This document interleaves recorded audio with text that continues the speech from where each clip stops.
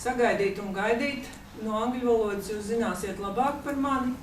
Manuprāt, es pirmo reizi to ieraudzīju ārzemju latviešu valodā, ka gaidīt vietā lieto sagaidīt.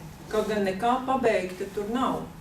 Tā ir tikai gaidīšana, ka kaut ko darīs, ka kaut ko notiks. Kaut kas notiks. Un latviešu literārās valodas vārnīcā trešā nozīme sagaidīt ir paredzēt. Un ir būt sagatavotam uz kaut ko iespējamu.